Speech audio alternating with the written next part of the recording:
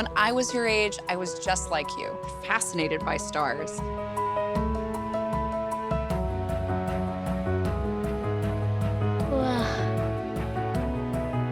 But now I get to search for life in the universe. And who knows, maybe life is looking for us too. So we're like aliens to them? Yeah. Does anyone want to be a scientist now? I do. Awesome. We need more girls in STEM. Maybe we can find aliens.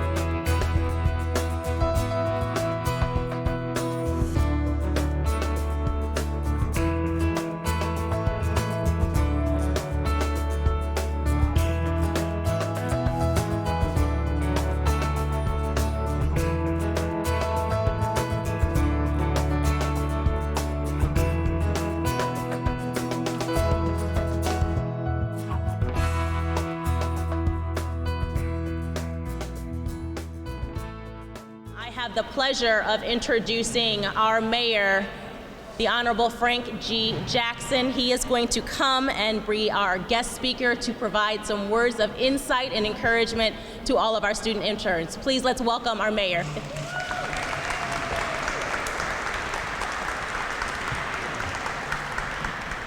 Good afternoon. Good afternoon. Thank you. You know, I want to start off by thanking all those who made this possible. You know, these kind of things just don't happen. People have to organize it and make sure everything is in the right place at the right time. So I want to thank Department of Human Resources, YOU, all those other people who made it possible.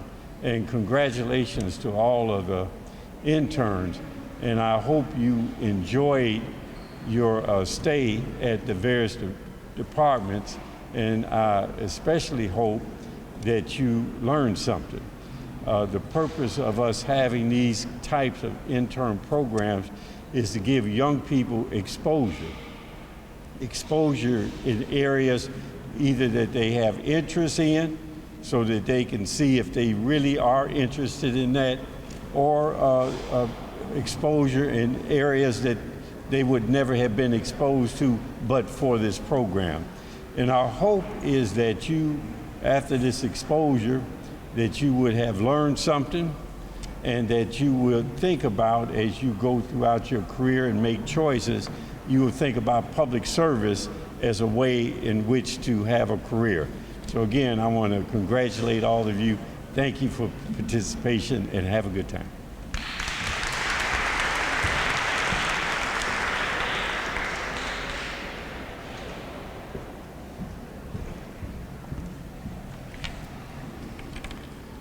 This year, we wanted to think about our internship program and think about our keynote speaker.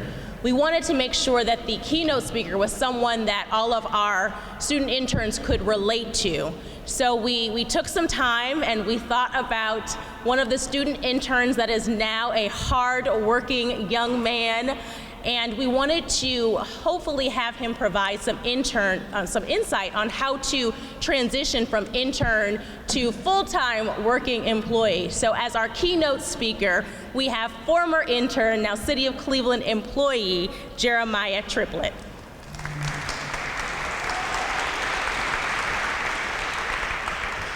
Good afternoon. First of all, I just want to start with thanking you all for your service to the city this summer. A special thanks to Mayor Frank Jackson for offering internship opportunities throughout his administration, of which I have been a beneficiary for 6 years. A special thanks to Chief Natoya Walker-Minor for allowing God to use her as an instrument in the road of my success. I want to thank the Department of Human Resources for inviting me to speak here today. I kind of wondered in my mind, what took you guys so long to ask me to do this, but it's okay. As far as it concerns me, I know that all things work out ultimately in God's timing, so I'm not going to trip. But I do want to say that I want to forewarn you. I am a preacher, but I'm not going to get all religious on you. But I must tell you that I am a true prophet, and I know it. I gave my first prophecy when I was 15 years old. I'll never forget it. I was in John F. Kennedy High School cafeteria, and I was about 10 feet away from this young lady, and I thought to myself, I didn't say it to her directly, but I said to myself, man, I feel sorry for the man that marries her. Now, either I'm a prophet or God got one sick sense of humor, because about 5 years later, I found myself married to the same chick. And I was sorry for myself, but not because I had married her. She was my greatest blessing that I could ever ask for outside of my salvation. But I felt sorry for myself because for many years, I walked around with an infectious disease, a sickness, a dastardly poison that flowed through my veins, a sickness called insecurity and fear. Well, what was I afraid of, you may be wondering? To make a long story short, I was talking to a friend of mine and he said, "Triplet, that sounds like insecurity, man." And I'm thinking to myself, I'm like, me? Insecure? Nah, I'm much too outgoing. I'm an extrovert. I don't mind being out front. But it turns out that he was right. So I took his advice, and I asked God to reveal to me the source of my insecurity and the source of my fear. And a few weeks later, I was in my basement working out, thinking over my life, where I wanted to go, where I currently was, and I began to think about my childhood and my teenage years. And I realized that I was afraid not only of success, but I was afraid of people actually seeing me succeed. I didn't grow up in a very positive environment. I didn't grow up in a household that told me that I could do anything that I set my mind to do. Many times when my name was called, it was followed by insecurity, it was followed by ridicule, mockery, and being made fun of. But that's not me today. I'm not afraid to tell you the things that I'm about to tell you because I know my purpose. When I identified the level, the source of my insecurity and the source of my fear, I realized also where I wanted to be in life, and I realized my purpose. And my purpose is tied up in 3 areas. And it's very funny because when I was a child growing up, all of my favorite number was the number 3. And it turns out that everything works best in 3s. I mean, I'm a Trinity, you and I are a Trinity, and Trinity just simply means 3. Body, soul, and spirit. God is a Trinity, Father, Son, Holy Spirit. Our universe is comprised of 3 things: time, space, and matter. And for me as a man, I only need really 3 suits: a black one, a gray one, and a blue one, 3 of my favorite colors. I have 3 beautiful children. The only thing that don't make sense to me having 3 of is 3 women. Don't no man need that kind of trouble, okay? 1 is enough, 2 is too many, and there is no room for 20. Sometimes I think the one I got is a little bit too much for me to handle, but praise God for her. So my purpose is tied up in 3 areas: business, ministry, business, and philanthropy. So my first purpose is to be a man of God, to serve God to the best of my ability. But sometimes I don't actually want to do what God wants me to do. You know, sometimes I just feel like saying, God, leave me alone. This was your idea to bring me here. But I decided to serve my generation by the will of God. My second purpose is found in business. When I accepted who I was in God, God began to open up my mind to all sorts of business ideas and motives. So I registered my very first business with the state of Ohio, Minority Business Development Service. And although it's inoperable because of my current position with the city and certain specific legalities that I have to handle, it's currently inoperable. But behind the scenes, I'm actually helping my son develop his business service. So JJ's Cleaning Service will be coming to a neighborhood near you soon. And I also am about 80% finished with a business plan that I believe would change the entire industry of insurance. I hate insurance. God, I hate insurance. I hate the bill every month. But I believe that God has given me the wisdom and the vision to actually change that industry. So, although Minority Business Development LLC isn't currently operating in its full function, which is to help minority and small businesses to be more competitive, more efficient, and maybe, just maybe, a position may open up here in the city where I can be a minority business development service professional and assist companies to be more efficient, more effective, and more competitive in a self-help kind of way. Finally, my purpose is philanthropic, which simply means to promote the welfare of others. And I really actually do love giving away money. It just so happens that I don't have any because I'm fixing all of the stupid financial decisions I made in my 20s. But nonetheless, I can give that of my time. I can give my person. And here, within the next few weeks, I will be giving myself to the Cuyahoga Hills Juvenile Correctional Facility to make an impact on some young person's life. It's someone there that needs my gift. And in giving myself, I want to give myself to you today with just a few words of encouragement. When I started with the city, I didn't fill out any applications. I kind of went against the status quo. They told me to just get your foot in the door, you know, and then you can move around from there. But I didn't do that. While I was in the Department of Human Resources, I just began to talk to people. Everybody that walked through those doors, I talked to them.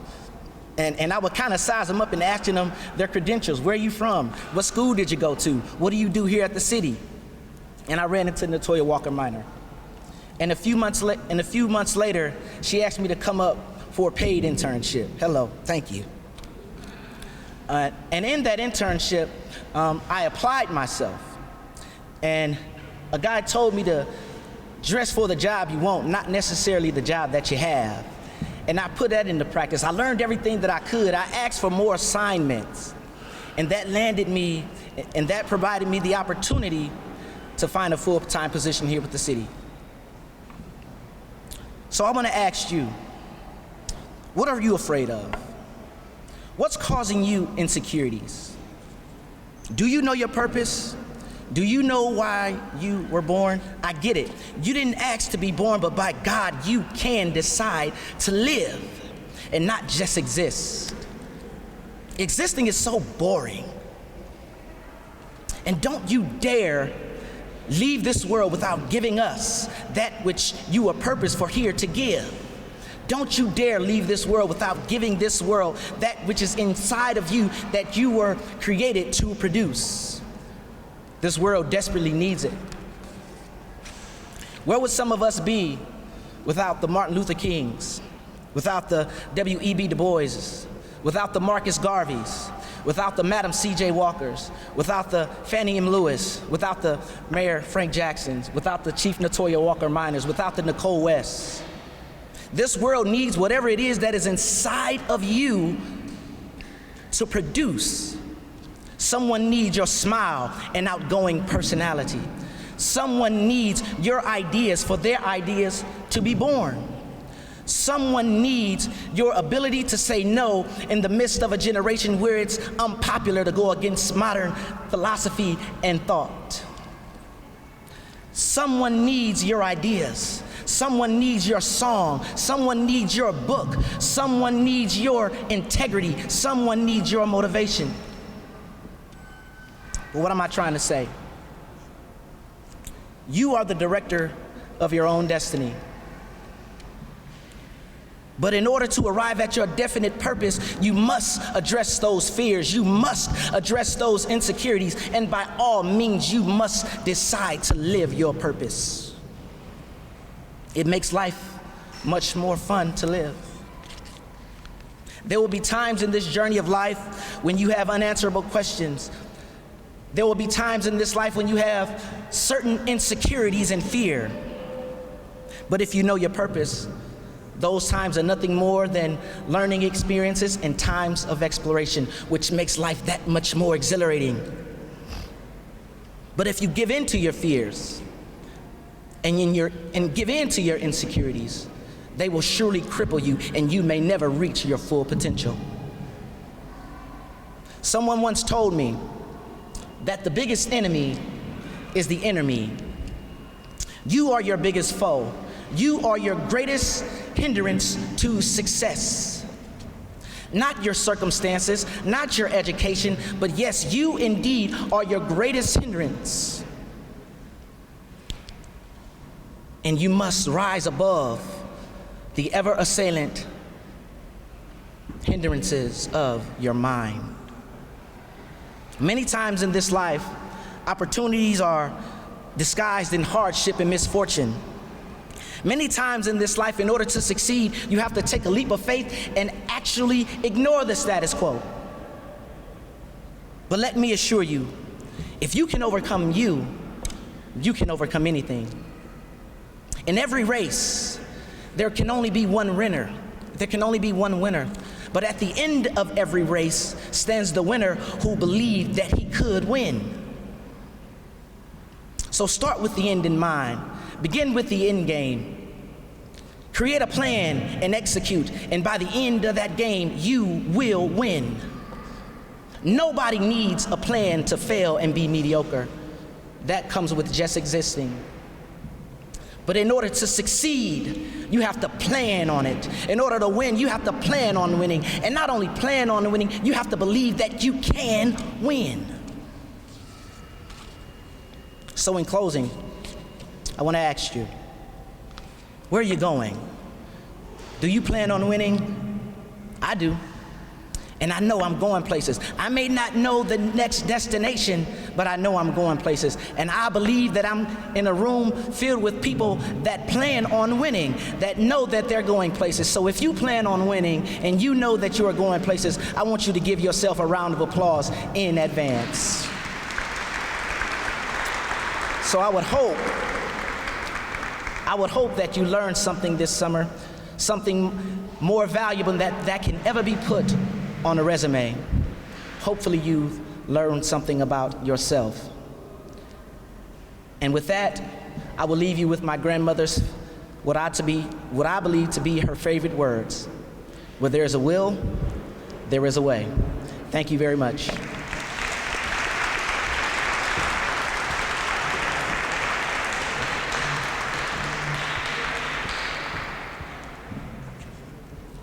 We want to thank Jeremiah for those encouraging words, reminding each of you that you are winners and you have to see yourself that way, right? All right, I know that there are a couple students who did not receive pictures with the mayor, so I'm going to ask those students to make sure they have their name tags on and that they have their cards filled out so we can make sure that we get those pictures to you. So any of our young people that just presented themselves, if you can come over to my left and have your pictures taken with the mayor. Following those few pictures, I will then introduce my chief, Chief Natoya Walker-Minor, for our closing remarks.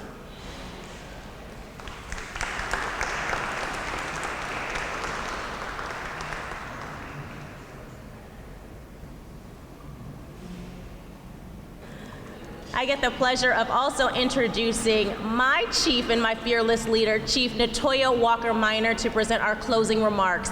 Thank you all for your time and attention.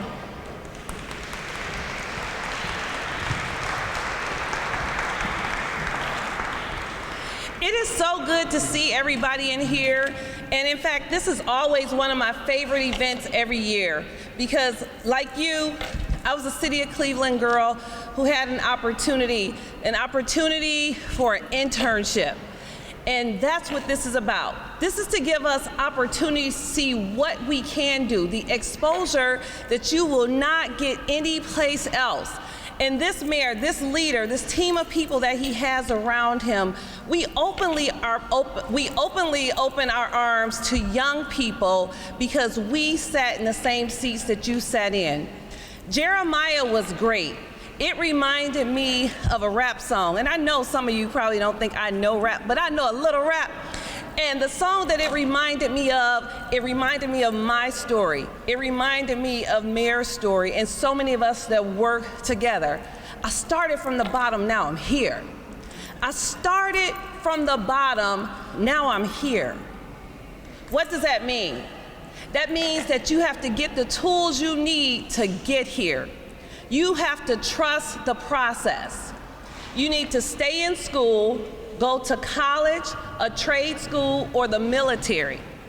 You need an advanced certificate beyond a diploma. You need this type of exposure. But the question becomes, I started from the bottom, now I'm here. And what are you gonna do with it?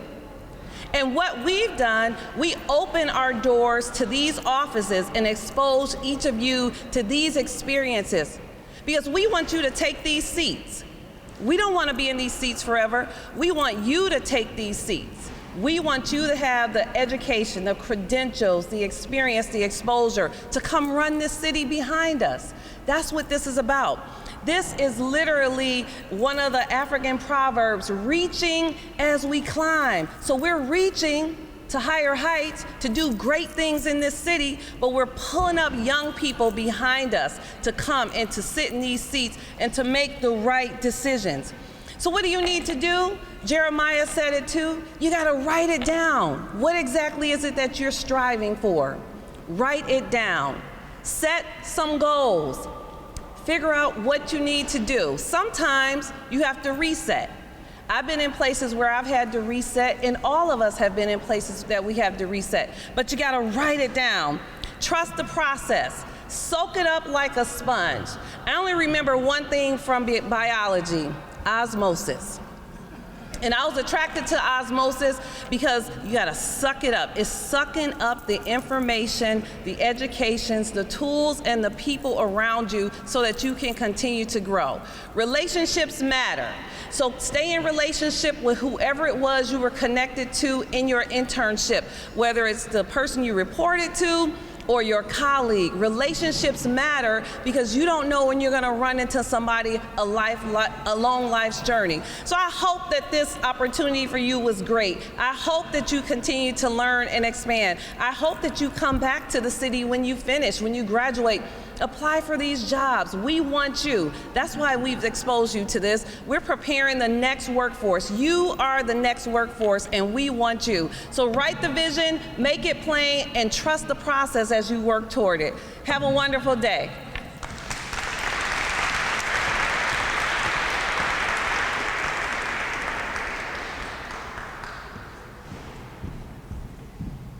Well, that concludes our 2019 Internship Luncheon. We thank you again for your contributions to each of your departments. We hope you have a good rest of the day. Take care.